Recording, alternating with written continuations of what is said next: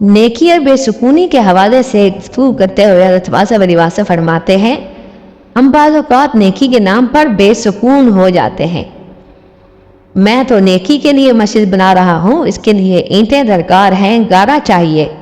अब ये मस्जिद के नाम पर परेशान है। मस्जिद अल्लाह की, इंतज़ाम अल्लाह का, और अपनी हस्ती के अंदर रह के हस्ती से बाहर तू अपने आप पर बोझ डाल रहा है। तब कि अल्लाह ताला ने कहा है कि मैं किसी इंसान पर उसकी इस्तेदाद से ज़्यादा बोझ नहीं डालता। आपका काम ही नहीं मस्जिद बनाना, आप अलबत्ता नमाज पढ़ लें। मस्जिद बनाने की हिम्मत नहीं है, नमाज की तो हिम्मत है, तो आप वो पढ़ लो। अगर बहुत कीमती कपड़े नहीं हैं तो ईद नमाज सादा कपड़ों में पढ़ लो। ये अपनी इस्तेदाद के अंदर रहकर करो। एक से बढ़ के एक ख्वाहिश जिंदगी के अंदर ये बड़ी सज़ा है। मौतों ने इंसान को जब भी मारा, इसकी ख्वाहिशात ने मारा, ख्वाहिशात के चाबकों ने मारा। वो अपने अंदर ये एक हंटर बना लेता है, अचानक निकाल लेता है, फिर अपने नफ्स को कहता है कि मार मुझे। नफ्स उसे ख्वाहिश से मारता है, नेकी के नाम पर भी मारता है। बुराई का तो आम आदमी को भी पता है कि बुराई क्या चीज़ है, मगर अक्सर ये हिजाब होता है कि नेकी के नाम पर अपने आप को तकलीफ में मुब्तला कर लेता। जिस नेकी का शऊर नहीं, जिस नेकी की इजाज़त नहीं, जिस नेकी के सयागो सबाब का पता नहीं, ऐसी नेकी का प्रचारक बन जाना। दूसरों का पता नहीं होता कि वो क्या कर सकता है, तुम उसे खामखा इस काम में लगा देते हो जिस काम के लिए वो बना नहीं है। आप समझते हैं कि ये नेकी है कि किसान को उसके हाल चलाने से मना कर दिया जाए और उसे इबादतगाह में दाखिल कर दिया जाए। इस तरह तो तमाम निज़ाम आलम भूखा मर जाएगा।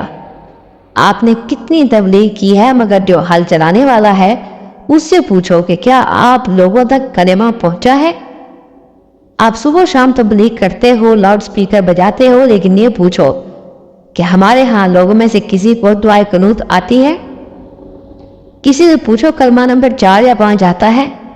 11वें सिपारे का क्या नाम है? वैसे तो इस्लाम वारिद हुआ पड़ा है, लेकिन बाज़ औक़ात लोगों को मुबादियात का भी पता नहीं। इस्लाम की तालीम जो है, जिससे इसके हक़ में जो अल्लाह ताला ने लिखा है मिलता जा रहा है। बाकी सारी की सारी तबलीग ही है जो आप करते चले जा रहे हैं, वही है जो कुछ हो रहा है। इसलिए जो मजदूर मकान बना रहा है वो रोज़ा नहीं रख सकता। अगर रोज़ा रखे तो दरमियान में से रिलीफ चाहिए। अगर आप आराम करने नहीं दोगे, कहोगे दिहाड़ी पूरी कर।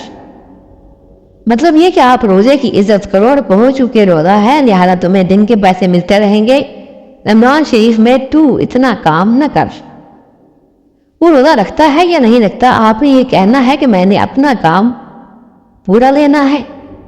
आपको पता है कि पूरा काम पूरे रोज़े के साथ नहीं हो सकता, लिहाजा उसके ऊपर ये इल्ज़ाम तो ना लगाओ कि तूने खाना खा लिया, चाय पी ली तो तू बड़ा ही बेईमान है, काम चोर है।